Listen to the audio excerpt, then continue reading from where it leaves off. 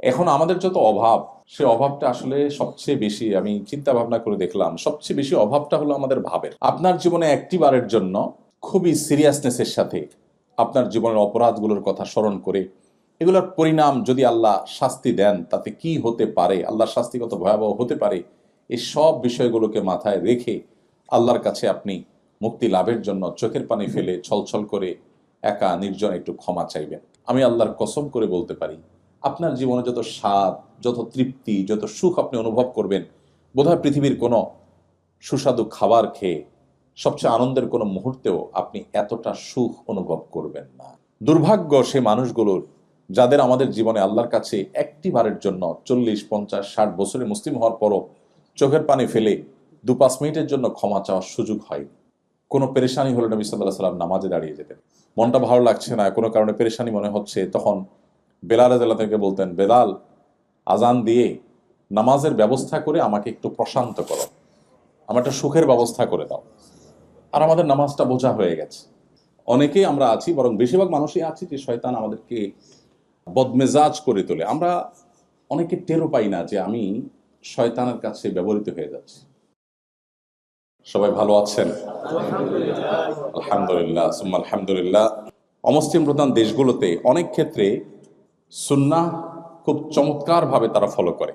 দুর্ভাগ্য আমাদের, আমরা মুসলিমরা ফলো করি না। আপনারা এখানে দেখেন যে এরা সন্ধ্যার মধ্যে খেয়ে ফেলে, রাতে তাড়াতাড়ি তারা শুয়ে যায়, ভোরে উঠে কাজ করা শুরু করে। শুধু এরা কেন, পৃথিবীর সমস্ত অমুসলিম কান্ট্রিগুলোতে অলমোস্ট সেম কালচার প্র্যাকটিস আমরা দেখি, সেটা পূর্বে হোক কিংবা পশ্চিমে, সব দিকে একই কালচার প্রায় দেখা যায়। অথচ আমরা দেখি যে মুসলিম কান্ট্রিগুলো, যতগুলো মুসলিম দেশ আছে, অলমোস্ট সব মুসলিম কান্ট্রিগুলোতে দুর্ভাগ্যজনক বাস্তবতা যে আমরা গভীর রাত পর্যন্ত জেগে থাকি। বাংলাদেশে একটা অধঃপতন হয়েছে, আপনারা প্রবাসে আছেন দীর্ঘদিন পর্যন্ত, অনেকে হয়তো জানেন না। সে অধঃপতনটা হলো, শহর তো আগে থেকেই অধঃপতিত ছিল এই ইস্যুতে। গ্রাম এবং গ্রামীণ যে অঞ্চলগুলো সেগুলো তুলনামূলক একটু ভালো ছিল। আনফর্চুনেটলি সেটাও শেষ হয়ে গেছে এবং ধ্বংস হয়ে গেছে। তা হলো রাতে দেরি করে ঘুমানো। এটা এখন আমাদের গ্রামীণ কালচার হয়ে গেছে। গ্রামেও মানুষ 11টা-12টায় ঘুমায় না, তারপরে ঘুমায়। আবার সকালে ভোরে সবাই ঘুমায়, একটা বদভ্যাস হয়ে গেছে। যেটা বলছিলাম যে আমাদের সুন্নার প্র্যাকটিস আপনারা এখানে দেখবেন অনেক ক্ষেত্রেই। তমন থেকে একটা হলো রাতে তাড়াতাড়ি ঘুমানো। আপনারা জানেন নবী করিম সাল্লাল্লাহু আলাইহি ওয়াসাল্লাম সম্পর্কে মা আয়েশা বলেছেন, কানান নবী সাল্লাল্লাহু আলাইহি ওয়াসাল্লাম ইয়াকরাহুন নাওম ক্বাবলা আল ইশা ওয়াল হাদিস বা'দা। নবীজি এশার আগে ঘুমানো অপছন্দ করতেন, মাগরিবের পরে ঘুমানো অপছন্দ করতেন, আর এশার পরে কথাবার্তা বলা অপছন্দ করতেন। এশার পর তিনি তাড়াতাড়ি শুয়ে যেতেন। এখন গবেষকরা গবেষণা করে বলছে যে মানুষ যদি রাতের প্রথম প্রহরে ঘুমায়, তাহলে তার বডিতে যে পরিমাণ এনার্জি তৈরি হয়, যে পরিমাণ রিচার্জ হয় তার ব্যাটারি, রাতের মধ্যভাগের পরে ঘুমালে তার চাইতে অনেক গুণ কম রিচার্জ হয়। এবং একই ঘুম যখন শেষ প্রহরে রাতে ঘুমায় তখন আরও কম হয়। দিনে যখন হয় সেটা একেবারে আরও এর চাইতে বহুগুণ কমতে থাকে। তাহলে নবী করিম সাল্লাল্লাহু আলাইহি সাল্লাম যখন বলেছেন, তখন বিজ্ঞান এই আবিষ্কার, এই গবেষণার ফল আমাদেরকে দিতে পারে নাই, বা বিজ্ঞানের এই উন্নতি তখন ঘটেনি, কিন্তু সুন্নাহ তখন সাহাবীরা মেনেছেন, তার সুফল তারা পেয়েছেন। আমরা আনফর্চুনেটলি মুসলিম কান্ট্রিগুলো এটা ফলো করি না। ইভেন মিডল ইস্টের মতো এই আরব কান্ট্রিগুলোতে পর্যন্ত গভীর রাত পর্যন্ত জেগে থাকা, এটা একটা কমন তাদের ট্র্যাডিশন এবং সিস্টেমে পরিণত হয়েছে, আপনারা জানেন। এবং সকালে ঘুমানো, নবী করিম সাল্লাল্লাহু আলাইহি ওয়াসাল্লাম দোয়া করেছেন, আল্লাহুম্মা বারিক লি উম্মতি ফি বুকুরিহা, আল্লাহ আমার উম্মতের জন্য সকালের সময়টাতে আপনি বরকত দান করুন। অমুসলিমরা যখন নবী করিম সাল্লাল্লাহু আলাইহি ওয়াসাল্লামের সুন্নাহকে তারা আঁকড়ে ধরেছে, তাদের জীবনে তার ফলাফল, সুফল তারা ভোগ করছে। আনফর্চুনেটলি আমরা মুসলমানরা সেটা ভোগ করছি না। তো আমাদের নবী করিম সাল্লাল্লাহু আলাইহি ওয়াসাল্লাম 1450 বছর আগে প্রায় যে সমস্ত সুন্নাহর নির্দেশ আমাদেরকে দিয়ে গেছেন, এখন সেগুলোর সুফল দুর্ভাগ্যজনকভাবে অমুসলিমরা ভোগ করছে, কারণ তারা আমল করছেন। অথচ আমরা মুসলিমরা আমাদের নবীজির সুন্নাহকে আমল করছি না এবং তার সুফলও আমরা পাচ্ছি না। তো আলহামদুলিল্লাহ, এখান থেকে আপনাদের সেই লাইফস্টাইল আপনাদের অভ্যাস হয়ে যাচ্ছে সন্দেহাতীতভাবে, এটা একটা ভালো দিক এবং ভালো গুণ। তো সেজন্যই খুব গভীর রাত পর্যন্ত আমরা প্রোগ্রামে যাব না ইনশাআল্লাহ। আমি কোরআনে কারিমের 2-3টি আয়াতকে সামনে রেখে ইনশাআল্লাহ কিছু কথা বলতে চাই। আউযু বিল্লাহি মিনাশ শাইতানির রাজিম। ওয়াসারিউ ইলা মাগফিরাতিম মির রাব্বিকুম ওয়া জান্নাতিন আরদুহাস সামাওয়াতু ওয়াল আরদ উইদ্দাত লিল মুত্তাকিন الذين ينفقون في السراء والضراء والكاظمين الغيظ والعافين عن الناس والله يحب المحسنين والذين إذا فعلوا فاحشة أو ظلموا أنفسهم ذكروا الله فاستغفروا لذنوبهم ومن يغفر الذنوب إلا الله ولم يصروا على ما فعلوا وهم يعلمون أولئك جزاؤهم مغفرة من ربهم وجنات تجري من تحتها الأنهار خالدين فيها ونعم أجر العاملين কোরআনে কারিমের সূরা আলে ইমরানের 33, 34 এবং 35, 36 এই কয়েকটি আয়াত আমি তেলাওয়াত করেছি। খুব সংক্ষেপে ইনশাআল্লাহ আয়াতগুলোর সামারি আপনাদের সামনে নিবেদন করার চেষ্টা করব। শুরুতেই আমরা নিয়ত করে নেই আমরা এখান থেকে কিছু আমল করার সিদ্ধান্ত কোরআন এবং হাদিস থেকে পরিষ্কার কিছু বার্তা নিয়ে তারপর যাব ইনশাআল্লাহ। আল্লাহ রাব্বুল আলামিন ইরশাদ করছেন, ওয়াসারিউ ইলা মাগফিরাতিম মির রাব্বিকুম ওয়া জান্নাতিন আরদুহাস সামাওয়াতু ওয়াল আরদ, অর্থাৎ তোমরা প্রতিযোগিতায় অবতীর্ণ হও, দৌড়াও এবং দ্রুতগতিতে অগ্রসর হও তোমাদের রবের পক্ষ থেকে দেওয়া মাগফিরাতের জন্য, এবং সে জান্নাতের আশায় যে জান্নাতের প্রস্থতা নবমণ্ডল এবং ভূমণ্ডলের প্রস্থতার মতো। উইদ্দাতিল মুত্তাকিন, যে জান্নাত মুত্তাকিদের জন্য তৈরি করা হয়েছে। এই আয়াতে পরিষ্কারভাবে আল্লাহ রাব্বুল আলামিন আমাদেরকে কম্পিটিশনের একটা সূত্র বলেছেন। আমরা প্রতিযোগিতা করব কিসে? আজকে মাগরিবের নামাজ আমি এখানে পড়িয়েছি, আপনারা অনেকেই দ্বিতীয় রাকাত আমরা সূরা তাকাসুর পড়েছি, লক্ষ্য করেছেন। সেখানে আল্লাহ রাব্বুল আলামিন বলেছেন, আলহাকুমুত তাকাসুর হাত্তা জুরতুমুল মাকাবির। মানুষকে শেষ করে দিয়েছে কিসে? তাকাসুরে। তাকাসুর কি জিনিস? অধিক উপার্জনের বা অধিক অর্জনের কম্পিটিশন, নেশা, এটা মানুষকে তোমাদেরকে শেষ করে দিয়েছে। হাত্তা জুরতুমুল মাকাবির, এই কম্পিটিশন চলতে থাকে কতক্ষণ? কবরে যাওয়া পর্যন্ত। আল্লাহু আকবার। কোরআন এমন এক মহান গ্রন্থ, দুর্ভাগ্য আমাদের, আমরা মুসলিম কজন মানুষ এখানে আছি যে হাত তুলে বুকে হাত দিয়ে বলতে পারবো আমি কোরআনের শুরু থেকে শেষ পর্যন্ত একটি বারের জন্য ভালো করে পড়েছি। আমাকে মাঝে মধ্যে বিভিন্ন পডকাস্টে যেতে হতো এক সময়, এখন যাওয়া হয় না, সুযোগ হয় না। তো বইয়ের উপর আমাদের রকমারিতে আমাদের মাহমুদুল হাসান সোহাগ ভাই, আপনারা অনেকে চিনেন, বইটিয়ান মানুষ। এক সময় যিনি ইসলামের ছিলেন না, নাস্তিক ছিলেন, পরে আল্লাহ তাকে হেদায়েত দিয়েছেন। তিনি একটা পডকাস্টের জন্য আমাকে নিমন্ত্রণ করলেন, বললেন যে আমরা বই নিয়ে কাজ করি, আপনার জীবনে কোন বইয়ের সবচেয়ে বেশি প্রভাব ছিল? তাই বললাম, ভাই আমি আসলে খুব অলস মানুষ, বই টই পড়া আমার একেবারে হয় না। তবে বই যদি বলেন তো মানুষের রচিত বই এর কোনোটারই বিশেষ প্রভাব আমি কম্পেয়ার করার মতো আমি বলতে পারবো না বা মনে পড়ে না। তবে কোরআনের যে প্রভাব আল্লাহ তাআলা আমার উপর রেখেছেন সেটা বোধহয় আমি আপনাকে 2-4 ঘন্টা না, সারা জীবন বলে হয়তো শেষ করতে পারবো না। প্রতিটা আয়াতের প্রভাব। এই জন্য আমি শুরুতে আপনাদেরকে বিনীতভাবে অনুরোধ করতে চাই, আপনারা 2টি গ্রন্থ জীবনে একবার পড়বেন। নাম্বার 1, কোরআনে কারিম শুরু থেকে শেষ পর্যন্ত অর্থ সহকারে, সময় কম থাকলে শুধু অর্থই পড়লেন। কোনো আলিম, এখানে শেখ আবু হুরায়রা আছেন, আর উলামা ইকরাম যারা আছেন তাদের তত্ত্বাবধানে কোনো আয়াত অস্পষ্ট মনে হলে তাদের কাছে জিজ্ঞেস করলেন। আর আলহামদুলিল্লাহ আজকাল বাংলায়, ইংরেজিতে, বিভিন্ন ভাষায় তাফসির অ্যাভেলেবল।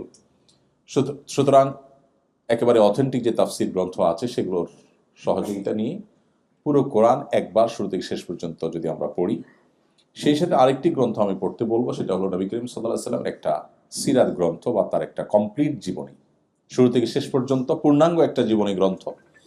এই 2টি যদি আপনি পড়ে শেষ করেন নির্মোহভাবে, আমি বিভিন্ন জায়গায় বলি, আমি আল্লাহর উপর ভরসা রেখে আপনাকে এই গ্যারান্টি দিতে পারি, আপনি নিজেকে ইমানদার হিসাবে, মুসলমান হিসাবে, অন্য এক জগতের মুসলমান হিসাবে, আপনি মুসলিম হিসাবে আপনি অনুভব করবেন। আপনার ইমানের মিটার এত উপরে যাবে যে আপনি অনুভব করবেন ইসলামটা। আমরা অনেকেই ইসলাম পালন করি, বাট এটা আমাদের অনেকটা বোঝার মতো হয়ে গেছে।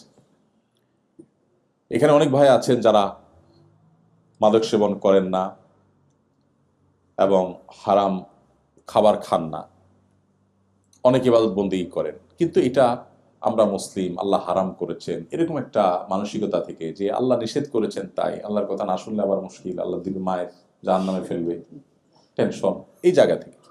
বিশেষ করে আমাদের তরুণদের মধ্যে, নতুন যে জেনারেশন আমাদের এখন, এই জেনারেশনের অনেকেই, তাদেরকে আমরা অবশ্য প্যারেন্টসরাও প্যারেন্টিংয়ের কোরআন এবং সুন্নাহ সম্মত প্যারেন্টিং না জানা থাকার কারণে বা অ্যাপ্লাই না করার কারণে আমরাও তাদেরকে এমনভাবে বলি যে আল্লাহকে তাদের কাছে নাউজুবিল্লাহ ভিলেনের মতো বানাই।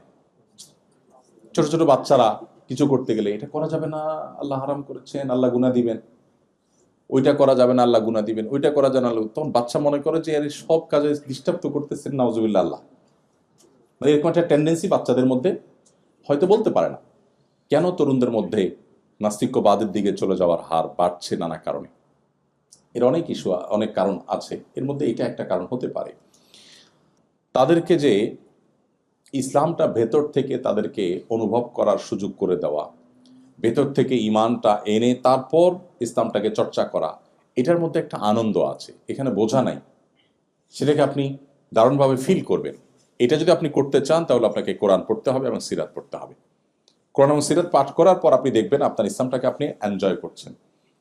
আপনার কাছে তখন কষ্ট হবে না, আপনার কাছে তখন অনেক আনন্দ হবে, অনেক সুখ অনুভব হবে। সাহাবা ইকরাম তাদের অবস্থা কি ছিল? খোদ নবী করিম সাল্লাল্লাহু আলাইহি সাল্লাম তিনি বলতেন, আরিহনা বিহা ইয়া বেলাল, কানা ইজা হাজাবাহু আমরুন ফাজা ইলা সালাহ। কোনো পেরেশানি হলে নবী সাল্লাল্লাহু আলাইহি সাল্লাম নামাজে দাঁড়িয়ে যেতেন। মনটা ভালো লাগছে না, কোনো কারণে পেরেশানি মনে হচ্ছে, তখন বেলাল রাদিয়াল্লাহু তাআলাকে বলতেন, বেলাল আজান দিয়ে নামাজের ব্যবস্থা করে আমাকে একটু প্রশান্ত করো, আমার একটা সুখের ব্যবস্থা করে দাও। আর আমাদের নামাজটা বোঝা হয়ে গেছে, আমাদের ইবাদতবন্দি বোঝা হয়ে গেছে, কারণ আমরা ইসলামটাকে সেভাবে শিখে জেনে বুঝে মুসলমান না। বিশেষ করে আমরা যারা বাংলাদেশে জন্মগ্রহণ করেছি বা মুসলিমের ঘরে জন্মগ্রহণ করেছি, আমরা সবাই মুসলিম বাই বর্ন বা মুসলিম বাই চান্স, বাপ মা মুসলমান তাই আমরা মুসলমান হয়ে গেছি। তো এই জন্য কোরআনে কারীমের আয়াতগুলো যখন আমরা অর্থ সহকারে বুঝে পড়ব, তো আমাদের বাস্তবতার সাথে যখন সেটাকে আমরা মেলাবো, দেখব যে এটা আসলে কোনো মানুষের গ্রন্থ না, কোনো মানুষ দ্বারা এগুলো সম্ভব না। সেজন্য আমি শুরুতে আপনাদের প্রতি উদাত্ত আহ্বান রাখলাম যে কোরআনে কারীম অর্থ সহকারে একটি কমপ্লিট সিরাত গ্রন্থ কমপক্ষে আমরা একটিবার শুরু থেকে শেষ পর্যন্ত পড়ে শেষ করব, এবং ভালো হয় ফ্যামিলিতে গ্রুপ স্টাডি করা গেলে। আমি জার্মানির বার্লিনে আমাদের কিছু ভাইদেরকে পেয়েছি, দারুল ইসলাম নামে একটা সংগঠনের অধীনে তারা কাজ করেন। 40-45 জন মেম্বার, তারা অলমোস্ট সবাই পিএইচডি হোল্ডার, সবাই বেশ ভালো ভালো অবস্থানে সেখানে আছেন।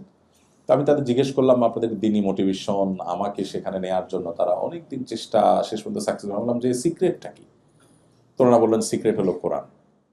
আমরা আজ বহু বছর আগে থেকে কয়েক বন্ধু মিলে আমরা গ্রুপ স্টাডি করতাম কোরআন, সেখান থেকে হতে হতে আজকে আমাদের কাজ আজকে বিশাল মহিরু আকার ধারণ করেছে। তো আপনার ইমানের জন্য প্রতিকূল পরিবেশে যদি আপনার ইমানের আইডেন্টিটিকে আপনি ধরে রাখতে চান, তো কোরআন আপনার সবচেয়ে বড় সহায়ক হবে ইনশাআল্লাহ। তো সবাই কোরআন বুঝে পড়বো তো ইনশাআল্লাহ। আমি সবাইকে বিনীতভাবে অনুরোধটি করলাম। আসুন এবার আমরা যে আয়াত এর তর্জমা করেছি সে আয়াতের প্রসঙ্গে আমরা একটু যাই। আল্লাহ বলছেন, তোমরা দ্রুততার সাথে দৌড়াও, কিসের জন্য? আল্লাহর মাগফিরাত পাওয়ার জন্য এবং জান্নাত লাভের জন্য। দুটি জিনিস, আল্লাহর মাগফিরাত এবং জান্নাত লাভ, এই দুইটা জিনিসের জন্য দৌড়াও। আমরাও দৌড়াই, কিন্তু সেটা হলো টাকা পয়সার জন্য, সামাজিক অবস্থানের জন্য, আমি আমার ভাষায় বলি সহজ বাংলায় ভাবসাবের জন্য। কিসের জন্য? ভাবসাবের জন্য। এখন আমাদের যত অভাব, সে অভাবটা আসলে সবচেয়ে বেশি, আমি চিন্তা ভাবনা করে দেখলাম, সবচেয়ে বেশি অভাবটা হলো আমাদের ভাবের। অভাবটা কিসের? ভাবের অভাব। আমি ভাব নিতে না পারলে আমার কষ্ট লাগে, যে আমার প্রতিবেশী সে 2টা বাড়ি কিনে ফেলেছে, আমি এখন একটাও কিনতে পারলাম না। অভাবটা বাড়ির না, অভাবটা কিসের? ভাবের। মানে আমি তার সাথে তাহলে তো ভাবে কুলালাম না। সব ক্ষেত্রে অলমোস্ট এই অবস্থা। আমাদের মা বোনরা নিশ্চয়ই শুনছেন আমাকে। প্রবাসীদের মধ্যে খাওয়া খাওয়ানো এটা দেশের চেয়ে একটু বেশি হয়। কাজকাম তো কম, আত্মীয় স্বজন নাই, মা নাই, বাপ নাই, ভাই নাই, বোন নাই, কারে খাওয়াবে? আমরা তো দেশে সারা দিন আত্মীয় স্বজন এর খেদমত আলহামদুলিল্লাহ করার সুযোগ, আপনাদের সেই সুযোগ তো নাই। তো কি করবেন? দুধের স্বাদ গোলদি মিটা, প্রতিবেশী অমুকরে তমুকরে।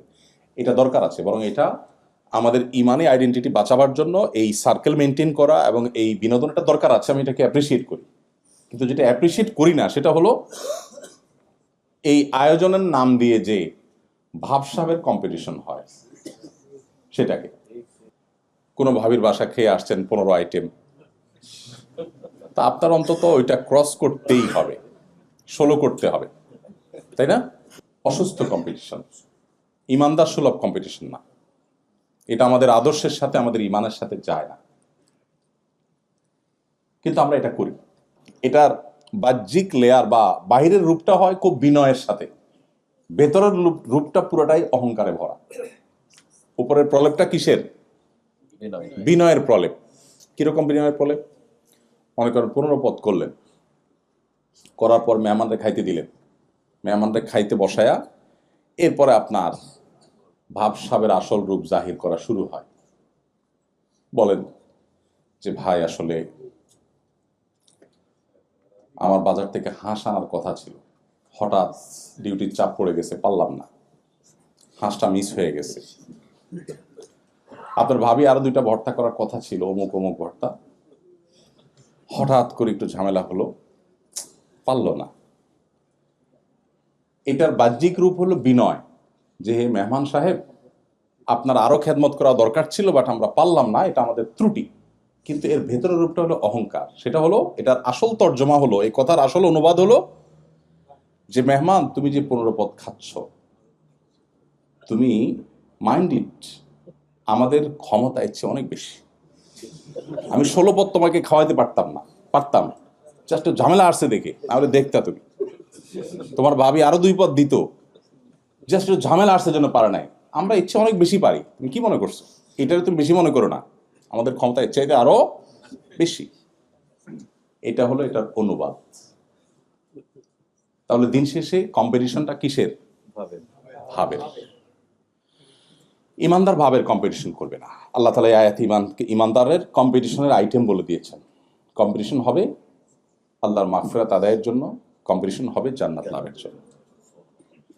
ভাইরা আমার, বস্তুবাদের মধ্যে হাবুডুবু খাচ্ছি, ভোগবাদ আমাদেরকে গ্রাস করে ফেলেছে চতুর্দিক থেকে আষ্টে পৃষ্ঠে, যার কারণে আমাদের আসল লক্ষ্য, জীবনের টার্গেট, সেটা দূরে সরে যাচ্ছে, আমরা সেখান থেকে সরে যাচ্ছি। শয়তান আমাদেরকে জীবনের অগুরুত্বপূর্ণ বিষয়গুলোকে আমাদের কাছে সবচেয়ে গুরুত্বপূর্ণ করে তুলেছে। এই জন্য প্রয়োজন হলো পুরো পরিবারের সিদ্ধান্ত গ্রহণ করা। কম্পিটিশন আমরা সবাই করব, কিসের জন্য? আমাদের লক্ষ্য, গোল কি হবে, সেটা আমাদের ফ্যামিলির প্রত্যেকে বসে ডিসাইড করতে হবে। আল্লাহ তাআলা আমাদেরকে সেই নির্দেশ দিচ্ছেন যে তোমরা যদি আল্লাহর মাগফিরাত এবং জান্নাত লাভের জন্য যদি দৌড়াতে থাকো, হাঁটলে হবে না, কি করতে হবে? দৌড়াতে হবে। তার মানে সাধারণ পথ চলা হলে হবে না, দুনিয়া টুকটাক না, আখেরাত টুকটাক, আর দুনিয়া হলো ঠিকঠাক। নামাজটা কোনো মতে, জবটা একেবারে খুব গুরুত্বের সাথে। তো এটা তো দৌড়ানো না, এটা হলো হাঁটা। তো আল্লাহ তাআলা আমাদেরকে নির্দেশ করছেন যে আমরা আল্লাহর মাগফিরাতের জন্য দৌড়াই এবং জান্নাত লাভের জন্য দৌড়াই। মাগফিরাত লাভের জন্য দৌড়ানো বলতে কি বোঝায়? মাগফিরাত লাভের জন্য দৌড়ানো মানে আল্লাহর কাছে মাপ চাওয়া। পৃথিবীতে মানুষ মানুষের কাছে মাপ চাইলে ভালো ফিল হয় না খারাপ ফিল হয়? আমি কি বোঝাতে পেরেছি প্রশ্নটা? আপনি যদি কারোর কাছে মাপ চাইতে হয়, কোনো কারণে আপনি এমন কিছু বলে ফেলেছেন যে একটা বাজে সিচুয়েশনে পড়েছেন, এখন আপনাকে ক্ষমা চাইতে হলো সবার সামনে বা পেছনে, ভাই আমি সরি, আমার ভুল হয়ে গেছে, আমাকে মাফ করে দেন, এই যে ক্ষমা চাওয়া, এই ক্ষমা চাওয়ার ফিলিংসটা মানুষের ভালো হয় না খারাপ হয়? অস্বস্তিকর, লজ্জাস্কর, অপমানকর, শেষ হয়ে যায়। মানে আমাকে ক্ষমা চাইতে হলো, এর চাইতে তার অনেক টাকা লস হয়ে গেল তার কষ্ট হতো না যত কষ্ট হয় মানুষের কাছে ক্ষমা চাইলে, তাই না? সুবহানাল্লাহ, আল্লাহ রাব্বুল আলামিন আমাদেরকে সে ক্ষমা চাওয়ার টেন্ডেন্সি তৈরি করার জন্য বলছে, কিন্তু পার্থক্য হলো সে ক্ষমাটা মানুষের কাছে চাওয়া নয়। কার কাছে চাওয়া? আল্লাহর কাছে চাওয়া। আপনারা নিশ্চয়ই বিভিন্ন সময় আল্লাহর কাছে ক্ষমা চেয়েছেন, ইস্তেগফার করার সুযোগ হয়েছে আমাদের অ্যাজ এ মুসলিম, সবারই কম বেশি হয়েছে। কিন্তু আমি আপনাকে আহ্বান করব, আপনার জীবনে একটি বারের জন্য খুবই সিরিয়াসনেসের সাথে আপনার জীবনের অপরাধগুলোর কথা স্মরণ করে এগুলোর পরিণাম যদি আল্লাহ শাস্তি দেন তাতে কি হতে পারে, আল্লাহর শাস্তি কত ভয়াবহ হতে পারে, এই সব বিষয়গুলোকে মাথায় রেখে আল্লাহর কাছে আপনি মুক্তি লাভের জন্য চোখের পানি ফেলে ছলছল করে একা নির্জন একটু ক্ষমা চাইবেন। ভাইরা আমার, একই কাজ যেটা মানুষের কাছে করার পর আপনি অপমান বোধ করেন, অস্বস্তি বোধ করেন, সেটা যখন আপনি আল্লাহর কাছে নিবেদন করবেন, আমি আল্লাহর কসম করে বলতে পারি আপনার জীবনে যত স্বাদ, যত তৃপ্তি, যত সুখ আপনি অনুভব করবেন, বোধহয় পৃথিবীর কোনো সুস্বাদু খাবার খেয়ে সবচেয়ে আনন্দের কোনো মুহূর্তেও আপনি এতটা সুখ অনুভব করবেন না। আল্লাহর কাছে ক্ষমা চাওয়াটা এত আনন্দের, এত তৃপ্তির। দুর্ভাগ্য সে মানুষগুলোর যাদের আমাদের জীবনে আল্লাহর কাছে একটি বারের জন্য 40, 50, 60 বছরে মুসলিম হওয়ার পরও চোখের পানি ফেলে 2-5 মিনিটের জন্য ক্ষমা চাওয়ার সুযোগ হয়নি। আল্লাহ রাব্বুল আলামিন আমাদের সবাইকে আল্লাহ তাআলার ইস্তেগফারকারী বান্দাদের কাতারে শামিল হওয়ার তৌফিক দান করুন। আল্লাহ তাআলা কোরআনে কারিমে বিভিন্ন জায়গায় আল্লাহ সেসব বান্দাদের প্রশংসা করেছেন, আল মুস্তাগফিরিনা বিল আসহার, যারা ভোর রাতে উঠে আল্লাহর কাছে ক্ষমা প্রার্থনা করে, চোখের পানি ফেলে, এই মানুষগুলোর প্রশংসা আল্লাহ জায়গায় জায়গায় করেছে। ইস্তেগফারকারী বান্দা আল্লাহর কাছে অনেক প্রিয়, অনেক পছন্দের। আল্লাহ মূর্খতা সুলভ দৃষ্টিভঙ্গির কারণে আমাদের অনেককে বলতে শোনা যায়, অনেক সময় আমরা বলি যে আমার জীবনে কোনো পাপ করি নাই, আমার জীবনে কোনো অপরাধ করি নাই। যে এই কথা বলে ইটসেলফ এটাই সবচেয়ে বড় অপরাধ। প্রতি মুহূর্তে আমাদের অজান্তে অসংখ্য গুনাহ করছি, অসংখ্য গুনাহ। তো যাই হোক, আল্লাহর কাছে মাগফিরাত লাভ, আল্লাহর কাছ থেকে এটা করার জন্য আল্লাহ আমাদেরকে দ্রুত গতিতে অগ্রসর হতে বলেছেন। এই জন্য আমরা সেই কাজটি করব। আল্লাহ আমাদের সেই তৌফিক দান করুন। প্রিয় ভাইরা আমার, মাগফিরাত এমন একটা জিনিস, ইস্তেগফার এমন একটা জিনিস, এটা মানুষের দুনিয়া এবং আখিরাতের সকল সমস্যার সমাধানের মূল সূত্র। অনেক ভাই ব্রাদার, অনেক বোনেরা আমাদের কাছে জানতে চান যে ভাই খুব বিপদে পড়ে গেলে কি করব, কোন দোয়া পড়ব। আমি বলি, নবী করিম সাল্লাল্লাহু আলাইহি ওয়াসাল্লামের হাদিসের দিকে তাকালে মানুষের জীবনের সবচেয়ে কোণঠা সময়, সবচেয়ে কঠিন পরিস্থিতিতে আল্লাহর অলৌকিক সাহায্য লাভের জন্য সবচেয়ে কার্যকর আমলের নাম হলো ইস্তেগফার করা। নবী করিম সাল্লাল্লাহু আলাইহি ওয়াসাল্লামের পরিষ্কার হাদিস রয়েছে, মান লাজিমাল ইস্তেগফার, যে ব্যক্তি ইস্তেগফারকে আঁকড়ে ধরা মানে সারাক্ষণ পড়তে থাকে, এটা ছাড়ে না, জাআলাল্লাহু মিন কুল্লি হাম্মিন ফারাজা। তো ইস্তেগফার করার নির্দেশ আল্লাহ তাআলা আমাদেরকে বারবার করেছেন। ইস্তেগফারের অর্থ বুঝে আমরা ইস্তেগফার আল্লাহ তাআলার কাছে করব। সবচেয়ে উত্তম ইস্তেগফার হলো সাইয়্যিদুল ইস্তেগফার, যেটা সকাল সন্ধ্যায় এবং রাতে ঘুমানোর সময় নবী সাল্লাল্লাহু আলাইহি ওয়াসাল্লাম করতেন। আর এছাড়া যে কোনো ইস্তেগফার করতে পারি আমরা। সবচেয়ে ছোট ইস্তেগফার হলো আস্তাগফিরুল্লাহ ওয়া আতুবু ইলাইহি। আস্তাগফিরুল্লাহ, আল্লাহ আপনার কাছে আমি ক্ষমা চাই, আমি আল্লাহর কাছে ক্ষমা চাই এবং তার দিকে ধাবিত হই। তো আল্লাহ রাব্বুল আলামিন জান্নাত প্রসঙ্গে বলতে গিয়ে বলছেন, উইদ্দাত লিল মুত্তাকিন, তোমরা সেই জান্নাতের দিকেই কম্পিটিশন করতে থাকো বা দৌড়াতে থাকো, দ্রুত অগ্রসর হও, যে জান্নাত মুত্তাকিদের জন্য প্রস্তুত করা হয়েছে। ভাইরা আমার, আখিরাত প্রসঙ্গে আলোচনা আমরা খুব কম করি, আমাদের মধ্যে খুব কম হয়, যার কারণে আখিরাতের এই ঈমানের গুরুত্বপূর্ণ যে বিষয়গুলো আছে, জান্নাত, জাহান্নাম, এগুলো সম্পর্কে আমরা প্র্যাকটিসিং মুসলমানরা খুব বেশি কিছু জানি না। আমরা শরিয়ার বিধিবিধান জানি, কিন্তু জান্নাতের প্রতি ঈমান, সেই জিনিসগুলো দিন দিন আমাদের দুর্বল হয়ে যাচ্ছে। বিশেষ করে যখন বস্তুবাদী পৃথিবীতে আমরা দিন দিন আরো বেশি প্রবেশ করছি, তত বেশি আমাদের আখিরাতের প্রতি এক ধরনের উদাসীনতা বা আখিরাতকে ভুলে যাওয়ার প্রবণতা, টেন্ডেন্সি আমাদের মধ্যে বাড়ছে। তো এই জন্য এই জান্নাত প্রসঙ্গে, জাহান্নাম প্রসঙ্গে, আখিরাত প্রসঙ্গে, হাসর প্রসঙ্গে যে সমস্ত আয়াত এবং হাদিস আছে, বিশেষ গুরুত্বের সাথে আমার ইমানের নার্সিংয়ের জন্য আমাকে সেগুলো বিশেষভাবে তেলাওয়াত করতে হবে, পড়তে হবে, তাতে নতুন করে আমার ইমানের স্বাদ আমি পাবো। তো আল্লাহ রাব্বুল আলামিন মুত্তাকিদের বৈশিষ্ট্য বলতে গিয়ে বলছেন জান্নাত মুত্তাকিদের জন্য প্রস্তুত করা হয়েছে। এখানে একটা গুরুত্বপূর্ণ বার্তা আছে যে মুত্তাকিদের জন্য জান্নাত। জান্নাত কাদের জন্য? মুত্তাকিদের জন্য। মুত্তাকিদের জন্যই আল্লাহ তাআলা জান্নাত প্রস্তুত করেছেন। কোরআন সম্পর্কে আল্লাহ বলেছেন হুদাল লিল মুত্তাকিন, একেবারে শুরুর দিকে সূরা বাকারা, আলিফ লাম মিম যালিকাল কিতাব লা রাইবা ফি হুদাল লিল মুত্তাকিন। এই কোরআন গাইড করবে কাকে? মুত্তাকিকে। যে তাকে অবলম্বন করতে চায় তাকেই গাইড করবে, সবাই এখান থেকে গাইডলাইন পাবে না।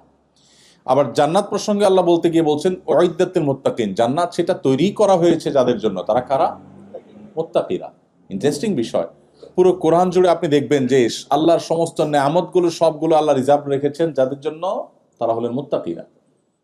এবং এই মুত্তাকি হতে পারা এটা হলো ইমানদারের জীবনের সবচেয়ে বড় এবং প্রধান লক্ষ্য, যে সে মুত্তাকি হয়ে উঠবে। মুত্তাকিদের প্রায় 30 থেকে 40টি বৈশিষ্ট্য পুরো কোরআনে আলোকপাত করা হয়েছে বিভিন্ন আয়াতে, কোথাও 3টি, কোথাও 4টি, কোথাও 5টি, সবগুলো একত্র করলে প্রায় 40টির মতো বৈশিষ্ট্য হয়। এটা নিয়ে আমাদের একটা লেকচার ইউটিউবে আছে, যেখানে মুত্তাকিদের সমস্ত বৈশিষ্ট্য কোরআনে যেগুলো আলোচিত সেগুলো আমরা সেখানে একত্র করার চেষ্টা করেছি। আজকে আমরা সেগুলো করব না। এই আয়াতের পরে আল্লাহ তাআলা মুত্তাকিদের কিছু বৈশিষ্ট্য উল্লেখ করেছেন, আমরা সেগুলো যাচ্ছি। পরবর্তী দুটি আয়াত আল্লাহ সেটি বলেছেন। আল্লাহ বলেছেন আল্লাযীনা ইউনফিকুনা ফিস সাররাই ওয়াদ দাররা। মুত্তাকিদের একটা বৈশিষ্ট্য হলো যে তারা সুখে দুঃখে, যখন তাদের সুদিন থাকে তখন, যখন তাদের দুর্দিন থাকে তখন, এই উভয় সময়ে তারা আল্লাহর রাস্তায় দান করে। এটা মুত্তাকিদের একটা বৈশিষ্ট্য। আমরা অনেকেই আছি সুদিনে দান করি, আবার অনেকে আছি দুর্দিনে দান করি। কিছু লোক আছে দিন খারাপ হলে তখন টুকটাক কিছু দান সাদেকা করে, ভালো হলে তখন সে আল্লাহকে আর স্মরণ রাখতে চায় না। যখন যারা ক্ষমতায় থাকে তারা কেউ আমাদের কাছে, হুজুরদের কাছে আসে না। যখন ক্ষমতা থেকে নেমে যায় সব সিরিয়াল ধরে, হুজুর এটা দোয়া করেন। হ্যাঁ, সব সময় এই অবস্থা। অনেক তরুণ আমার কাছে সিভি দেয়, ভাই একটা চাকরি দিয়ে। তো ভাই আমি তো কোনো ইন্ডাস্ট্রির মালিক না, কেমন চাকরি দিব? বলছে ভাই কত ব্যবসায়ী আছে আপনাদের সাথে পরিচয় আছে, একটু দেখেন। তো আমি বলি যুবক আসেন বসেন, আমাদের সাথে অনেক ব্যবসায়ীর পরিচয় আছে ঠিক আছে, কিন্তু ব্যবসায়ীরা আমাদের কাছে সুদিনে আসে না। যখন ধরা খেয়ে দেউলিয়া হওয়ার দশা হয় তখন আসে, হুজুর একটু পানি পড়া দেন, দোয়া দেন। যখন সুদিন আসে তখন হুজুর দেখার সময় তার হাতে আর থাকে না, তখন সে দূরে দূরে থাকে। তো মুত্তাকির বৈশিষ্ট্য হলো সে সুদিনে দুর্দিনে সর্বাবস্থা আল্লাহর রাহে দান করবে। তার কষ্ট আছে, কষ্ট থাকলে সেই অনুপাতে কম করে দান করবে, কিন্তু তখনও সে করবে। 2 নম্বর বৈশিষ্ট্য হলো ওয়াল কাযিমিন আল গাইজ, যারা রাগ সংবরণ করতে পারে। কঠিন একটা বিষয়। অনেক ভালো ভালো মানুষ, ইয়া তাহাজ্জুদ গুজার, কপালে সিল পড়ে গেছে, লম্বা দাড়ি আছে, হয়তো আলেম মানুষও, দায়ী মানুষও, কিন্তু ওনার আসল রূপ বা চেহারা এইটা ওনার রাগের সময় ফুটে ওঠে, এবং সেটা না দেখলে বোঝা যায় না উনি আসলে মানুষটা কেমন। আল্লাহ রাব্বুল আলামিন মুত্তাকিদের বৈশিষ্ট্য বলতে গিয়ে বলেছেন জান্নাত যে মুত্তাকিদের জন্য, সে মুত্তাকিদের বৈশিষ্ট্যের মধ্য থেকে দ্বিতীয় গুণ হলো তারা নিজেদের ক্রোধকে সংবরণ করতে পারে। ক্রোধ সংবরণ করার কথা আল্লাহ বলেছেন, ক্রোধ না থাকার কথা আল্লাহ বলেননি। তাহলে বোঝা গেল ক্রোধ থাকাটা খারাপ না, ক্রোধ নিয়ন্ত্রণ করতে না পারাটা খারাপ।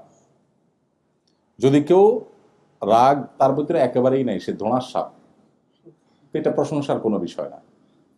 আল্লাহ কিন্তু বলেন নাই ওয়াল আদিমিন আল গাইজ, আল্লাহ বলেন না যাদের গোসা রাগ বলতে কিচ্ছু নাই এরা মুত্তাকি, আল্লাহ বলেন নাই। তাহলে বোঝা গেল গোসা রাগ থাকতে হবে, কারণ এটা নাহিয়ানিল মুনকারের ক্ষেত্রে গোসা রাগের দরকার হবে কি হবে না? এই জন্য দেখেন আল্লাহ শব্দ নিয়ে যদি আপনি বিশেষ কোরআনে শুধুমাত্র আলফাজ, সব শুধু কোরআনকে কেন্দ্র করে 80 থেকে 85টা শাস্ত্র পৃথিবীতে গড়ে উঠেছে, মুসলিম মনীষা গড়ে তুলেছে। দুর্ভাগ্য আমাদের, শুধু কোরআনের টেক্সটটা পর্যন্ত পড়ে দেখা হয়নি 50 বছরের মুসলমান, কখন সে 85টা শাস্ত্র নিয়ে পড়বে?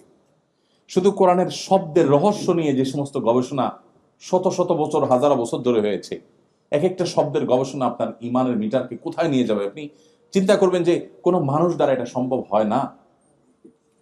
লাতাইফুল কোরআন, রমুজুল কোরআন, গমুজুল কোরআন, কোরআনের যে সিক্রেটস গুলো, কোরআনের যে লেয়ারে লেয়ারে আল্লাহ তাআলার যে সমস্ত কুদরত গুলো আছে, সেগুলো যদি আমরা অ্যানালাইসিস করি বা পড়ি, তো আমাদের ঈমান অনেক বেশি বৃদ্ধি পাবে।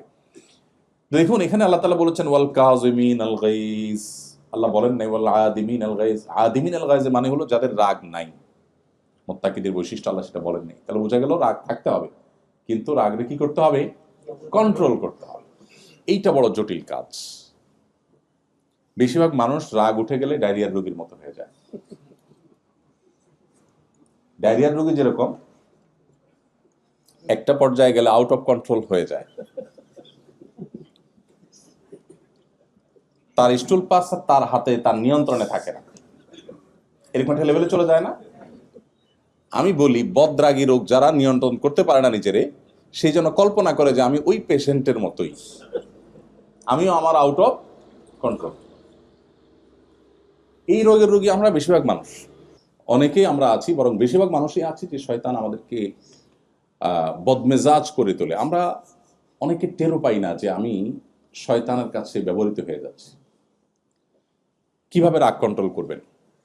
দীর্ঘ আলোচনার ব্যাপার, আমি সংক্ষেপে ছোট ছোট করে কয়েকটা পয়েন্ট বলি। নাম্বার 1, মানুষকে ক্রোধান্ধ করে দেয়, প্রচন্ড ভাবে মানুষকে রাগান্বিত করে দেয় ইবলিস। কিসে করে? ইবলিস, শয়তান। তো এই জন্য শয়তানের কাছ থেকে আল্লাহর কাছ থেকে পানা চাওয়া। যখন রাগ উঠবে, মনে হবে যে আমি এখন বোধহয় নিয়ন্ত্রণ হারিয়ে ফেলছি, আমি বোধহয় এমন কিছু বলে ফেলবো যেটাও মানে আমাকে অস্বস্তিতে ফেলবে বা আমাকে মুখ ছোট করে দিবে, তখন আল্লাহর কাছে শয়তান থেকে পানা চাওয়া, আউযু বিল্লাহি মিনাশ শাইতানির রাজিম পাঠ করা।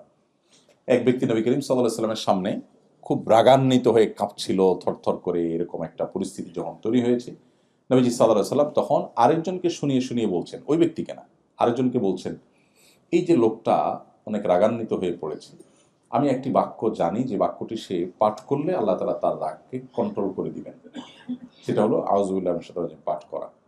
এটা কিন্তু ওই ব্যক্তিকে শুনায় তিনি বললেন। তার দাওয়ার হিকমা দেখেন। নবী যদি ডাইরেক্ট তাকে বলতেন, এই ভাই মাথা গরম করছে কেন, আউযু বিল্লাহ পড়ো, হয়তো লোকটা ডিনাই করে বসতো রাগের আতিশয্যে, নবীজির মুখের উপর ডিনাই করার কারণে বেঈমান হয়ে যেতে পারত। এই জন্য নবী সাল্লাল্লাহু আলাইহি ওয়াসাল্লাম তার ট্রিটমেন্ট দেওয়ার জন্য, সে যেন শুনতে পায়, এভাবে আরেকজনের সাথে জিনিসটা আলাপ করেছেন। পারপাস সার্ভ হয়ে যাবে, কিন্তু তার কোনো বাজে রিঅ্যাক্টের আশঙ্কা থাকবে না। আমরা যে নবীর উম্মত, তার দাওয়াতে কত হিকমা ছিল, কত কৌশল ছিল, কত প্রাজ্ঞতা ছিল, কত বিচক্ষণতা ছিল।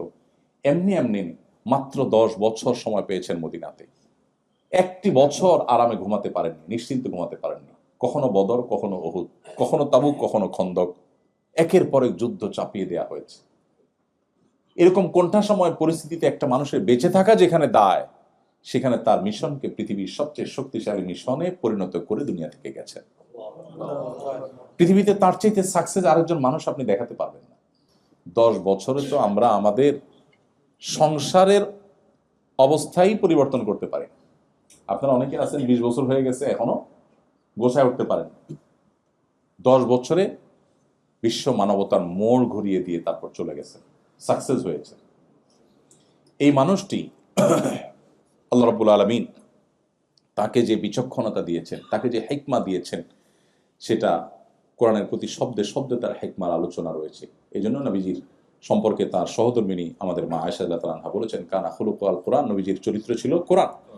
তো এখানে নবী সাল্লাল্লাহু আলাইহি ওয়াসাল্লাম যখন দেখলেন ওরা রাগান্বিত হয়েছে, তিনি সরাসরি তাকে না বলে তিনি বললেন, আমি একটা বাক্য জানি যেটা বললে তার রাগ প্রশমিত হয়ে যাবে। তার রাগ প্রশমিত হয়ে গেছে। আপনারা এও জানেন, বারবার শুনেছেন যে নবীজি যখন সোসাইটিতে কোনো ভায়োলেশন দেখতেন, কোনো শরিয়া বিরোধী কাজ দেখতেন, আল্লাহর বিধানের পরিপন্থী কিছু দেখতেন কোনো ব্যক্তি বিশেষের মধ্যে, তাকে বললে হয়তো তিনি লজ্জায় পড়ে যাবেন, আনইজি ফিল করবেন। নবীজি মিম্বরে উঠে বলতেন, আমার কি হলো, কিছু লোককে দেখি তারা এরকম এরকম কাজ করে যেটা করা উচিত নয়। তাতে যাকে তিনি সংশোধন করতে চাইতেন তিনি সংশোধিত হয়ে যেতেন, আবার তিনি কারোর সামনে লজ্জার মুখেও পড়তেন না। তো এইভাবে আমাদের প্রিয় নবী সাল্লাল্লাহু আলাইহি ওয়াসাল্লাম তার দ্বীনকে প্রতিষ্ঠিত করবার জন্য, তার দ্বীনকে জিন্দা করবার জন্য, আমাদের আত্মশুদ্ধির জন্য তিনি বহুমুখী চেষ্টা করেছেন। তাহলে মুত্তাকিদের দ্বিতীয় বৈশিষ্ট্য হলো রাগ সংবরণ করা। রাগ কিভাবে সংবরণ করব, তার একটা পদ্ধতি বললাম, খুব বেশি মাথা গরম হয়ে গেলে কি পড়তে হবে? আউযু বিল্লাহি মিনাশ শাইতানির রাজিম। এটার অর্থ বুঝে উপকারিতা চিন্তা করে পড়তে হবে। শুধু মন্ত্রের মতো পড়লাম সেই মানসিকতা থেকে পড়া উচিত না, পড়তে হবে বুঝে। আল্লাহ বলেছেন কোরআনে কারিমে, ইম্মা ইয়ানজাগান্নাকা মিনাশ শাইতানি নাজগুন ফাস্তাইজ বিল্লাহি মিনাশ শাইতানির রাজিম। শয়তান যখন তোমাকে খোঁচা দিবে বা তোমাকে ক্ষতিগ্রস্ত করবে, বিভ্রান্ত করবে, করতে চাইবে, তখন তুমি আল্লাহর কাছে পানা চাইবে শয়তান থেকে। তাহলে শয়তান থেকে যখনই আশ্রয় চাইবো, আল্লাহ আমাদের রাগ সংবরণ করবে। এখন মুশকিল হলো, লজিকের দুনিয়া, লজিক পাগল এই পৃথিবীতে, এখন সবকিছুতে সায়েন্সের উন্নতি অগ্রগতি, আমাদের সবকিছুতে লজিক লাগে। এখন প্রশ্ন হলো, রাগ উঠছে আমার মাথা গরম হয়ে গেছে, আউযুবিল্লাহ পড়লে দূর হয়ে যাবে, কেমন কথা? আমরা তো ট্যাবলেট খাইলে অসুখ ভালো হয়, কোরআন পড়লে ভালো হয়ে যাবে, এটা তো আমাদের বুঝে আসে না, তাই না? এখন ভয়েস কমান্ডের যুগ, মোবাইল ভয়েসে কাজ হয় সেটা তো অনেক পুরান। গাড়ি ভয়েস কমান্ডে গাড়ি চলে, সেটাও পুরান হয়ে গেছে। এখন আরো লেটেস্ট জিনিস চলে আসছে। এখন তো আপনার এসি লাগবে, সুইচ টিপ দেওয়া তো দূরের কথা, হাই এসি, এসিকে আপনি লক করে বলবেন তুমি স্টার্ট হও, বন্ধ হও, সেটাও করার দিন পুরান হয়ে গেছে। এখন লেটেস্ট কি? লেটেস্ট হলো আপনি গরম ফিল করছেন, অটোমেটিক এসি চলবে। আপনি ঠান্ডা ফিল করছেন, এসি বন্ধ হবে। তো আমি যদি মোবাইলকে যদি বলি হাই শ্রী কল অমুক, আমার এই কথা যদি মোবাইল শুনে এবং যদি অ্যাকশন হয়, তো আল্লাহর কালাম পড়ে যখন আমি বলবো তখন কেন অ্যাকশন হবে না? মানুষ যেটা না বুঝে ওটা তার কাছে ইলজিক্যাল মনে হয়, যেটা না বুঝে সেটা তার কাছে লজিক। আসলে এই লজিকের সংজ্ঞাটা কি, এটা আরেক দীর্ঘ আলোচনার বিষয়। আজ থেকে যখন 200 বছর আগে বিদ্যুৎ ছিল না, তখনকার একজন মানুষ, তাকে যদি বলা হতো যে ভাই ওয়ালের এই জায়গাটাতে এই জিনিসটাকে সুইচ বলে, এটা টিপ দিলে লাইট জ্বলবে, এটা 200 বছর আগে যদি মানুষকে বলা হতো, তাহলে তার কাছে এই কথাটা কি লজিক্যাল ছিল না ইলজিক্যাল ছিল? ইলজিক্যাল ছিল না। আরে মাথা খারাপ নাকি, এখানে টিপ দিলে লাইট জ্বলতে যাবে কেন? এখন সেটা কি লজিক্যাল না ইলজিক্যাল? লজিক্যাল।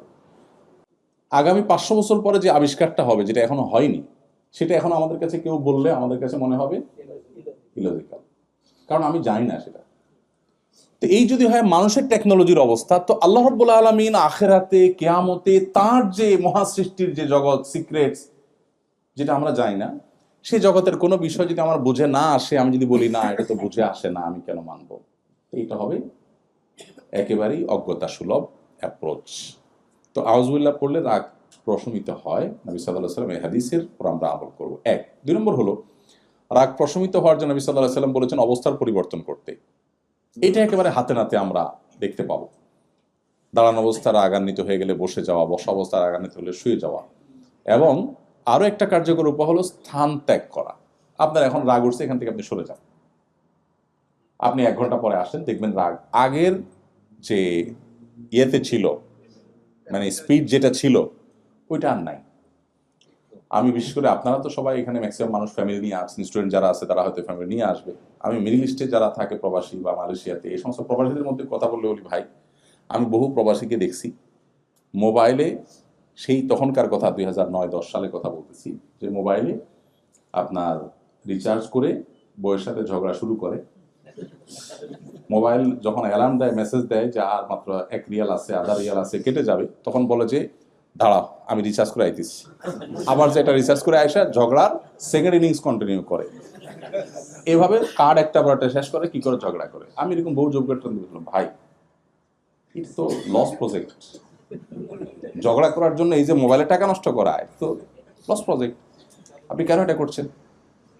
তো বলে ভাই কি করবো? আমি বললাম শুনেন, বুদ্ধি হলো যখনই এরকম ঝগড়ার ইস্যু তৈরি হবে, তখন মোবাইলটা বন্ধ করে দিবেন। বন্ধ করে কাজের জন্য অন্য কোনো সিম দিয়ে কাজটা সারবেন, দেশের সাথে যোগাযোগ বন্ধ। বরাবর 3 দিন মোবাইল বন্ধ থাকবে, 3 দিন পরে ওপেন করে এবার আপনি ঝগড়াটা করবেন। ঝগড়া আপনি আমি করতে নিষেধ করছি না, ঝগড়া আপনি মাস্ট করেন, কিন্তু সেটা 3 দিন অফ রাখার পরে যদি আপনি করেন, আপনাকে আমি গ্যারান্টি দিতে পারি আপনার 10 রিয়ালের মোবাইল কার্ড 2 রিয়ালে দেখবেন কাজ হয়ে গেছে। কারণ আপনার রাগ তখন অলরেডি কমে একেবারে লেভেলে চলে আসছে, ওইদিকে তাদেরও রাগটা কমে একটা লেভেলে চলে আসছে। এখন যেটা হবে সেটা হবে হলে একেবারে ফিনিশিং কথা, আচ্ছা যা হয়েছে এখন বলো কি করা যায়, এখন হবে ফিনিশিং এর আলাপ। এই যে ফাও বকছেন, এগুলো বকেও আপনি ওই জায়গায় যাবেন লাস্টে, যে জায়গায় আপনি যাবেন 20 রিয়াল 50 রিয়াল খরচ করে, ওইটা আপনাকে আমি 2 রিয়াল খরচ করে যাওয়ার রাস্তা বলে দিচ্ছি। ঠিক নবী সাল্লাল্লাহু আলাইহি ওয়াসাল্লাম এই অ্যাপ্রোচটাই আমাদেরকে অবলম্বন করতে বলেছেন। যখন রাগ হবে তুমি অবস্থার পরিবর্তন করো, পজিশন চেঞ্জ করো, পজিশন চেঞ্জ করলে দেখবেন আপনার মেন্টালিটির মধ্যে পরিবর্তন চলে আসছে। নাম্বার 3, নবী করিম সাল্লাল্লাহু আলাইহি ওয়াসাল্লাম আমাদেরকে শিখিয়েছেন অজু, রাগ হলে অজু করার কথা। রাগ হলে আমাদের শরীর গরম হয়ে যাওয়ার সময় যখন আমরা অজু করি তখন শয়তান আমাদের মধ্যে বদরাগটা সৃষ্টি করে, তখন মানুষের রাগ প্রশমিত হয়ে যায়, একটা লেভেলে চলে আসে। বদরাগ মানুষকে ধ্বংসের দ্বার প্রান্তে নিয়ে যায়। এই জন্য মুত্তাকিদের বৈশিষ্ট্য হলো সে রাগ সংবরণকারী হতে হবে। আমাদের অনেক বোনরা আছেন, অনেক ভাইরা আছেন, রাগ উঠলে মাথা ঠিক থাকে না, এবং নিজের বদরাগকে আবার সার্টিফাই করার জন্য ওইটাকে এমনভাবে আমরা উপস্থাপন করি মনে হয় এটা বিশাল বড় একটা গুণ। পোলাপান দেখবেন এখন সব ক্রেজি, ছোট্ট পোলাপান সব কি ক্রেজি। আমরা আমাদের শৈশবের কথা মনে পড়ে, গ্রামে গঞ্জে যারা বড় হয়েছি আমরা মাটিতে পড়ে থাকতাম, খেলাধুলা করতাম জাস্ট ধোঁড়ার সাপের মতো, 10টা খোঁচা দিলেও জিদ উঠতো না। আর এখন পোলাপানরে কিচ্ছু বলার আগেই ফুসফুস করে ওঠে, তাই না? বাসায় বাপের বন্ধু আসছে, আঙ্কেল আসছে, ও পিস্তল নিয়ে দাঁড়ায় আছে। অ্যাপ্রোচটা এরকম। এর অনেক কারণ আছে অবশ্য, সাইকোলজিক্যালি তারা চেঞ্জ হয়েছে, নানা কারণ আছে, বদরাগী হয়ে যাচ্ছে। এখন বাপ মা যে সে অনেক সময় গর্ব করে অনেক রাগ, এই অনেক রাগ বলার যে স্টাইল, অনেক রাগ যে আমার ছেলেটার বা আমার মেয়েটার পিচ্চিটার, এটা বলার যে স্টাইল, সেই স্টাইলটা কি এটা যেন সে প্রাউড ফিল করছে, মানে মনে হয় যে তার বাচ্চা পিএইচডি করছে। আরে ভাই, আপনার বাচ্চা অনেক রাগী মানে সে পেশেন্ট, আপনি ডিজাস্টারের মধ্যে আছেন, আপনি ছোট মুখে বলবেন ভাই সরি বাচ্চাটা খুব সরি, আপনি যেভাবে বলছেন অনেক রাগ, মনে হচ্ছে আপনি প্রাউড ফিল করছেন, মানে রোগকে আপনি অ্যাপ্রিসিয়েট করছেন, এমন একটা ভাব ব্যাপার। আর নিজের রাগকেও মানুষ এভাবে অ্যাপ্রিসিয়েট করে, ম্যাক্সিমাম মানুষ জানেই না সে নিজে একজন অসুস্থ মানুষ, তার ট্রিটমেন্ট দরকার। সে বলার সময় এমনভাবে বলে ভাই আমার উল্টা পাল্টা দেখলে মাথা ঠিক থাকে না ভাই। অ্যাপ্রোচটা হলো যে আমি দুনিয়ার সবচেয়ে ভালো মানুষ, আমি কোনো অন্যায় সহ্য করি না, তো ঠান্ডা মাথা সব আকাঙ্ক্ষা নিজে করে যাচ্ছে, কিন্তু আরেকজন উল্টা পাল্টা দেখলে তার মাথা গরম হয়ে যায়, নিজেরটা সে খুব ঠান্ডা মাথায় কন্টিনিউ করে যায়। তো মুহাম্মদ সাল্লাল্লাহু আলাইহি সাল্লাম এসেছেন মানুষকে আত্মশুদ্ধির পথে নেওয়ার জন্য। আপনি কি দেখবেন না একজন সাহাবী দেখবেন না যারা ইসলাম গ্রহণ করার আগে সামান্য একটু ওটের পানি খাওয়াকে কেন্দ্র করে যুগ যুগ ধরে যুদ্ধ চালিয়ে গেছে, সেই সভ্যতার সেই সমাজের মানুষগুলো জাস্ট ইসলামের ছায়াতলে আসার কারণে কি হয়েছে আল্লাহ কোরআনে উল্লেখ করেছেন, ইয কুনতুম আ'দাআ ফাআল্লাফা বাইনা কুলুবিকুম। তোমরা স্মরণ করো সেই সময়ের কথা যে তোমরা পরস্পর শত্রু ছিলে, কিন্তু ইসলাম তোমাদেরকে এমন একটা জায়গায় এনেছে এখন তোমরা সম্প্রীতির বন্ধনে আবদ্ধ হয়ে গেছো। আউস এবং খাজরাজ এরকম বিবাদমান দুটি পক্ষ এক প্লেটে বসে খানা খেয়েছে, যেটা তারা কল্পনাও করেনি। নবী সাল্লাল্লাহু আলাইহি সাল্লামের সান্নিধ্য, তিনি মানুষকে মানুষ হিসেবে গড়ে তুলেছেন, এবং সেজন্যই কোরআন দেখেন প্রতিটা শব্দে শব্দে আমাদেরকে সেই পথে পথে নির্দেশ করেছে। এই জন্য নবী সাল্লাল্লাহু আলাইহি সাল্লাম রাগ সংবরণ করার জন্য আমাদেরকে অজুর পরামর্শ দিয়েছে। অজু করলে রাগ কি হবে? প্রশমিত হবে। আমরা অনেকেই আছি এটাকে রোগ মনে না করে এটাকে আমাদের পজিটিভ দিক মনে করি, এবং আমাদের এই রোগটাকে আমরা পেলে পুষে, ওই যে সাপ কলা দুধ দিয়ে কলা দিয়ে সাপ পোষে যেরকম, আমরা আমাদের এই রোগটাকে অনেকে পুষে বেড়াচ্ছি। আল্লাহ আমাদের রাগগুলোকে সংবরণ করার তৌফিক দান করুন। বদমেজাজ, বদরাগী, যাদের রাগ কন্ট্রোলে থাকে না, সে যত বড় নামাজি হোক, যত রোজাদার হোক, সে মুত্তাকি হতে পারে না। এবার চিন্তা করুন, আমরা অনেক নামাজি মানুষ আটকা পড়ে যাব, অনেক তাহাজ্জুদ গুজার মানুষ আটকা পড়ে যাব না? এই জন্য ভাই আল্লাহর জন্য বিনম্র হয়ে যেতে হবে। রাগ করে ফেলেছি কারোর সাথে, মাপ চাইতে কোনো দ্বিধা করা যাবে না। আমি আমার একটা ব্যক্তিগত প্র্যাকটিসের কথা আপনাদের সঙ্গে শেয়ার করি, আপনাদের হয়তো উপকারে আসবে। কখনো পারিবারিকভাবে হয়তো বাবার সামনে মায়ের সামনে একটু জোরে কথা বলা হয়ে গেছে, হয়তো আমার ছেলে মেয়েরা ছিল, হয়তো স্ত্রী ছিলেন, হয়তো পারিবারিক একান্ত গুরুত্বপূর্ণ কোনো ডিসিশন মেক করতে গিয়ে হয়েছে। যদি আমি ফিল করি যে আমার আওয়াজটা একটু জোরে হয়ে গেছে, বাবা মার সাথে বেয়াদবি হয়ে গেছে, তখন আমি আর দেরি করি না। ফিল হওয়ার সাথে সাথে ওই স্ত্রীর সামনে, ওই ছেলে মেয়ের সামনেই বাবা মার কাছে যতটুকু সম্ভব নিজেকে মাটির সাথে মিশিয়ে ক্ষমা চেয়ে সেটাকে লেটা চুকানো, যে আমি তাদের সামনে যদি আমি জোরে কথা বলে থাকি তাহলে তাদের সামনেই আমার নিজেকে শাসন করতে হবে, আত্মশাসন করতে হবে, তাহলে আমার নফস দ্বিতীয়বার এ ধরনের অ্যাপ্রোচ করতে সে ভাববে। তো এই জন্য ভাই, মুত্তাকিদের এই বৈশিষ্ট্যটা অর্জন করা অনেক কঠিন। আমি জানি প্রথম যেটা বলেছি সুখে দুঃখে দান করা, এটা অনেকে আমরা হয়তো করতে পারবো, কিন্তু সেকেন্ড পয়েন্টটা এটা এত ইজি না। এই জন্য আল্লাহর কাছে সাহায্য চাইতে হয়। আল্লাহ, আপনি আমার বদরাগ, আমার ক্রোধকে আপনি নিয়ন্ত্রণ করে দিন, আমাকে সবর করার তৌফিক দান করুন। আস-সবরু জাযাউহু আল জান্নাহ, সবরের বিনিময় হলো জান্নাত। একটা আমল আছে যে আমলের বিনিময়ে আল্লাহ তাআলা ব্ল্যাঙ্ক চেক দিবেন কিয়ামতের দিন। অন্য কোনো আমলের বিনিময়ে ব্ল্যাঙ্ক চেক নেই, সব আমলের বিনিময় ফিক্সড। আপনি সাদাকা করবেন, বিনিময় পাবেন, কত গুণ পাবেন সেটাও কোরআন বলে দিয়েছে। 700 গুণ পর্যন্ত আল্লাহ সাদাকার বিনিময় বাড়াবেন। এরকম অনেক আমল আছে যেগুলো আল্লাহ আপনাকে নির্দিষ্ট পরিমাণ দিবেন। একটা আমল আছে যে আমলের ক্ষেত্রে আল্লাহ তাআলা বলেছেন যে তিনি ব্ল্যাঙ্ক চেক টাইপের বিনিময় দিবেন, অর্থাৎ কোনো ফিগার নাই। ইন্নামা ইউওয়াফাস সাবিরুনা আজরাহুম বিগাইরি হিসাব। আল্লাহ বলেছেন ইন্নামা ইউওয়াফাস সাবিরুনা আজরাহুম বিগাইরি হিসাব, সবরকারীদেরকে আল্লাহ তাআলা বিনিময় দিবেন হিসেব ছাড়া। এই জন্য ভাই সবর করার চেষ্টা করবো তো ইনশাআল্লাহ। আমাদের বদমেজাজ, বদরাগ এগুলো কন্ট্রোল করার আপ্রাণ চেষ্টা আমরা করবো ইনশাআল্লাহ।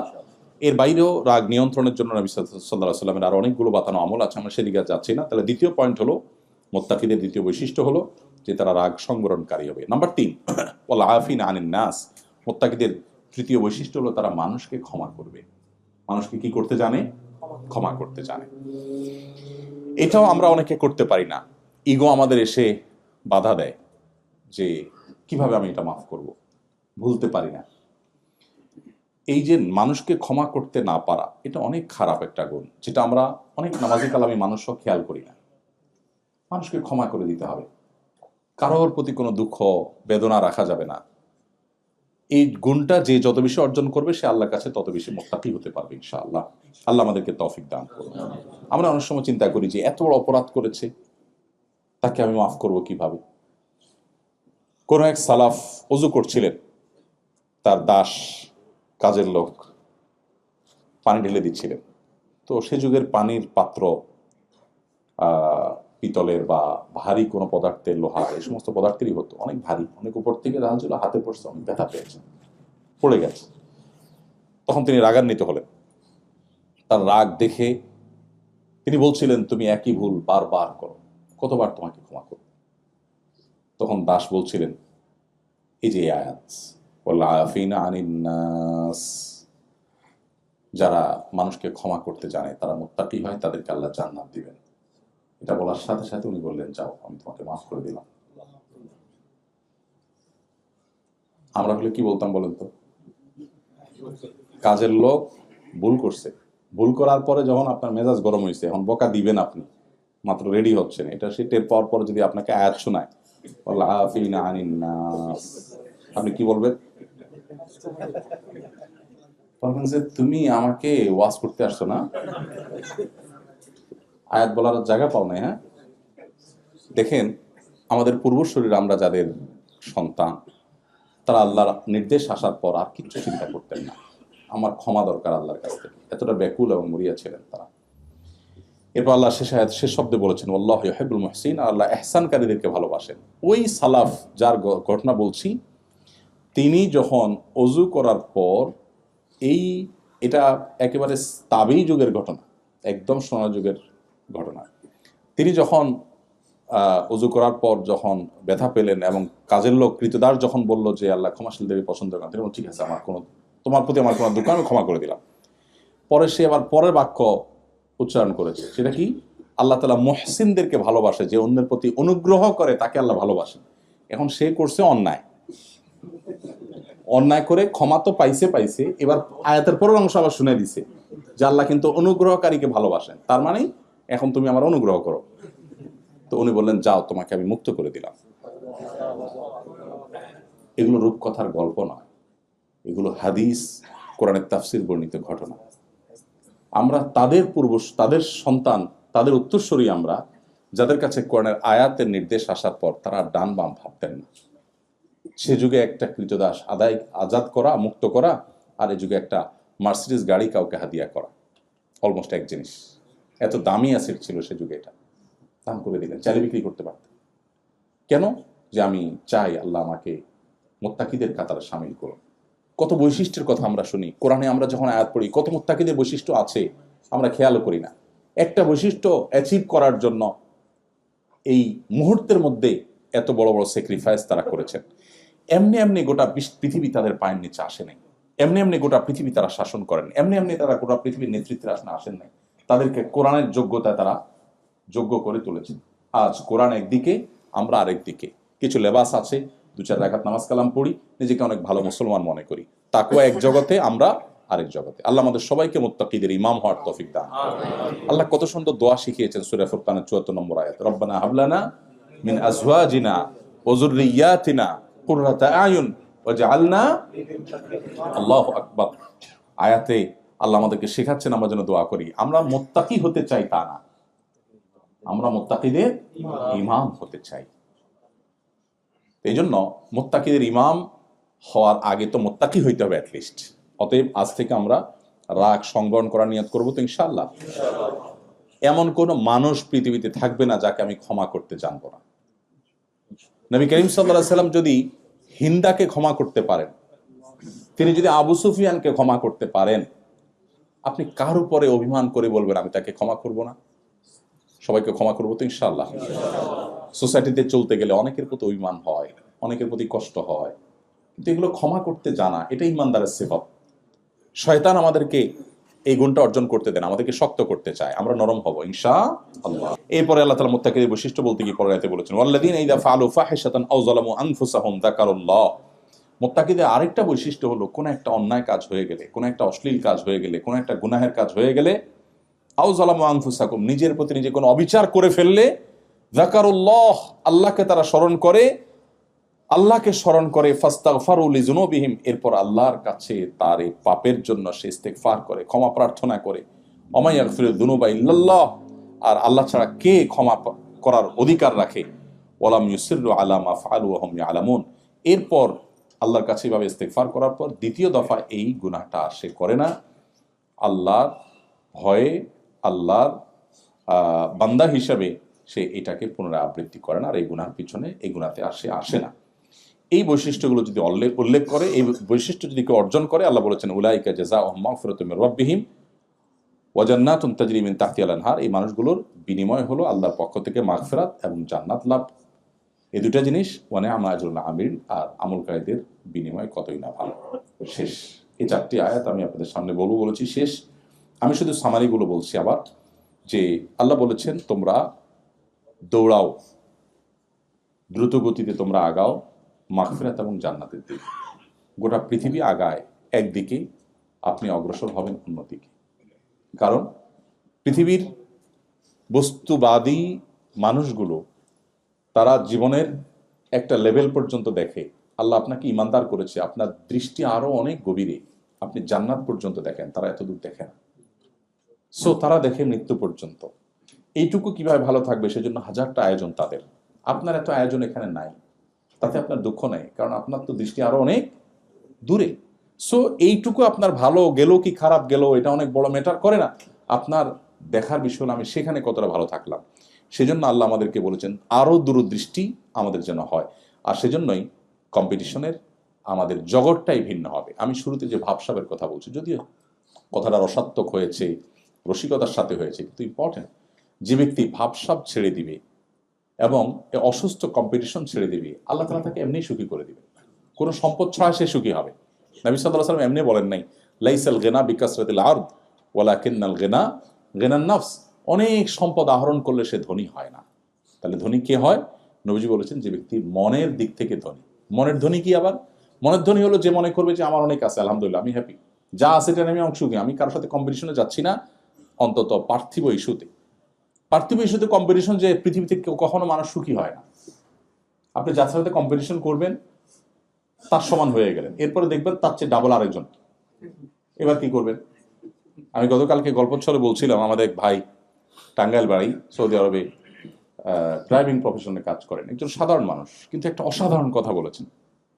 উনি বলেছেন যে আমার বাবা আমাকে বলল যে বাবা, আমাদের পাশের জমিটা বিক্রি হবে, জানি তোমার বেতন কম, ড্রাইভিং প্রফেশনে কাজ করো, মিডল ইস্টে অল্প টাকা পাও, কিন্তু বাবা পাশের জমিটা না নিলে তো হয় না, এটা নিতে হবে।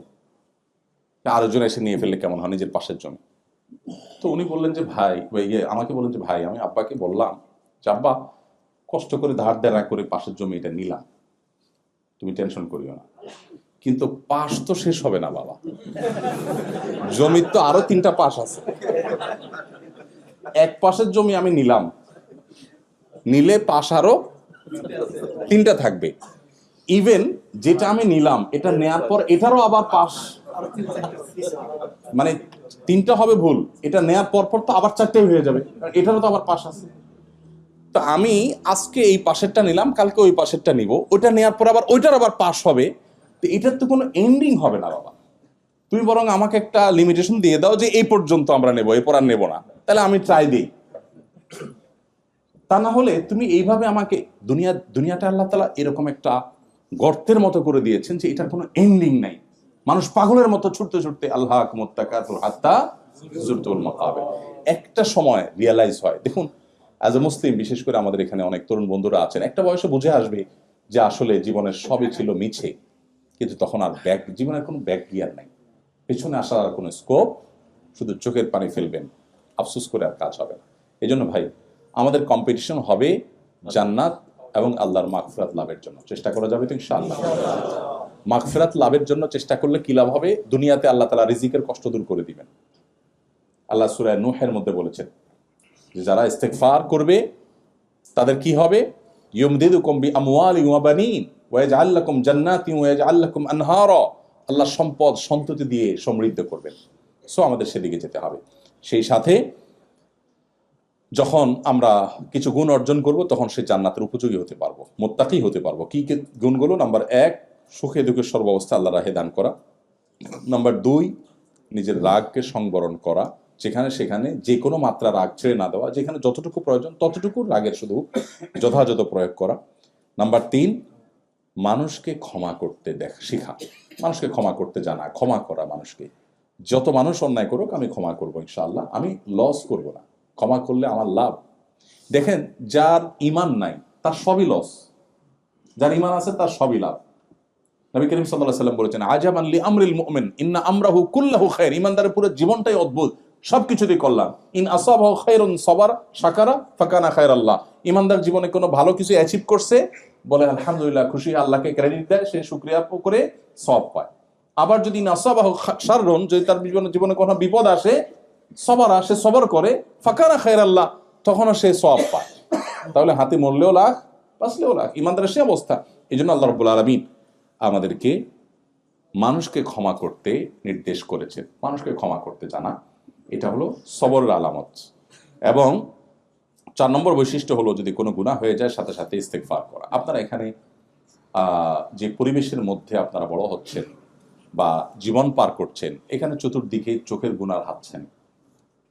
কতবার ইস্তেগফার করা উচিত, কতবার ইস্তেগফার করা উচিত, কত বেশি ইস্তেগফার করা উচিত, আল্লাহর সাথে বোঝাপড়াটা কত বেশি পরিষ্কার করা উচিত। আমরা একটা লাইফ এনজয় করছি, কিন্তু কোরআন যে লাইফের পথে আহ্বান করেছে সেটা আমরা এনজয় করার সুযোগ পাই নাই। আমি সেটাই আপনাদের আহ্বান করেছিলাম, আবারও সেটাই আহ্বান করছি যে প্লিজ কোরআন আমাদেরকে যেরকম লাইফ, আমাদের যে জীবন যাপন করতে বলেছে সেটাকে আমরা করতে শিখি এবং করতে জানি। আল্লাহ আমাদের সেই তৌফিক দান করুন। ইমানদারদের বা মুত্তাকিদের যে বৈশিষ্ট্য, এই বৈশিষ্ট্যগুলো আমরা অর্জন করার চেষ্টা করব এবং কোরআনকে আমরা বুঝে পড়ার চেষ্টা করব।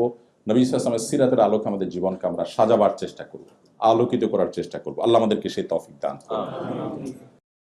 আস-সুন্নাহ ফাউন্ডেশন, উম্মার স্বার্থে সুন্নাহর সাথে।